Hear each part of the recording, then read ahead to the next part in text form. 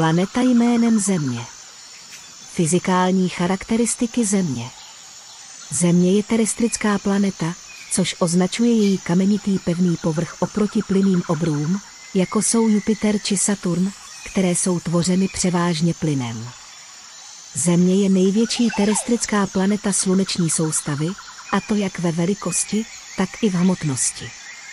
Mimo tato dvě prvenství je Země také mezi terestrickými tělesy planeta s největší hustotou, s největší povrchovou gravitací, nejsilnějším magnetickým polem a nejrychlejší rotací.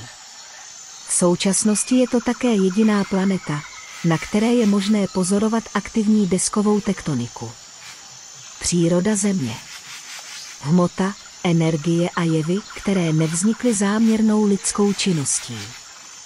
Fyzikální charakteristiky přírody.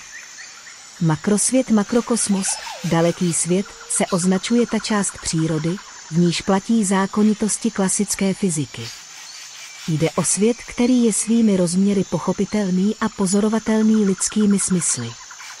Makrosvět lze obvykle zařadit do rozměrů od miliontin milimetru po miliony světelných let. Kromě běžných těles vyskytujících se v okolí Země lze do makrosvěta zařadit například planety. Mikrosvět, mikrokosmos, malý svět, označuje oblasti přírody, hmoty, s typickými rozměry 10,9 až 10,18 metrů, kde neplatí zákony klasické fyziky. Děje zde popisuje kvantová fyzika. Do mikrosvěta patří atomy a elementární částice, kterými se zabývá fyzika částic a jaderná fyzika. Větší objekty, i přesto, že nejsou viditelné pouhým okem, jako například mikroorganismy, náleží do makrosvěta. Megasvět, megakosmos, veliký lomítko četný svět, se označuje ta část přírody, která se zabývá strukturou vesmíru ve velkých rozměrech, řádově v měřítkách 106 světelných let a větších.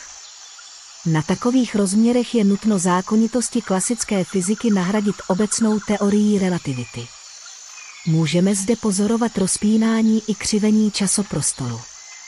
Na jeho průzkum se používají teleskopy. Do megasvěta spadá například studium vývoje vesmíru, kterým se zabývá kosmologie.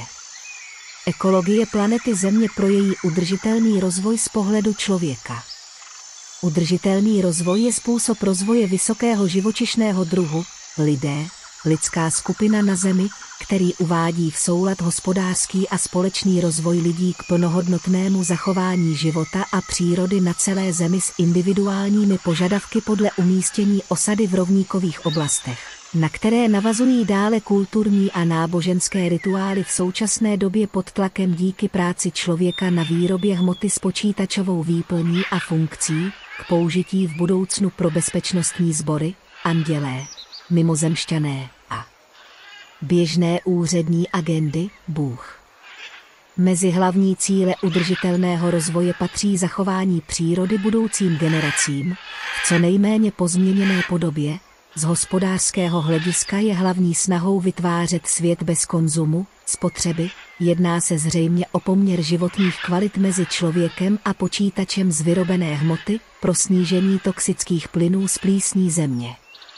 Jak lidé říkají, vytvářet čím dál kvalitnější produkty, které umožní trvalý blahobyt, trvalá udržitelnost, a v sociální oblasti jde o podporu komunitního života a tvořit sociální stát směřující k sociálnímu welfare. Udržitelný rozvoj je tedy postaven na sociálním, ekonomickém a environmentálním pilíři, jimž by měl být věnován stejný podíl. V současné době se chybně spojuje udržitelný rozvoj pouze s environmentálním pilířem. Zároveň jak environmentální, tak sociální pilíř bohužel dosud zůstávají upozaděny kvůli hospodářskému rozvoji, interaktivní problémy skupin pod tlakem rozvoje a působení na jejich rituály. Náboženství versus počítače. Seriózní užití přívlastku udržitelný ve spojení s konkrétními jevy, produkty, postupy musí být legislativně vymezeno, podobně jako ekoprodukty nebo biopotraviny, jinak umožňuje marketingovému typu komunikace libovolné zneužívání pro účelově klamavou propagaci, dovětná opatření člověka. Ekologický systém, řád chaosu člověkem pro udržitelný stav přírody Země. Český zákon o životním prostředí ekosystém definuje jako funkční soustavu živých a neživých složek životního prostředí, jež jsou navzájem spojeny výměnou látek, tokem energie a předáváním informací a které se vzájemně ovlivňují a vyvíjejí v určitém prostoru a čase.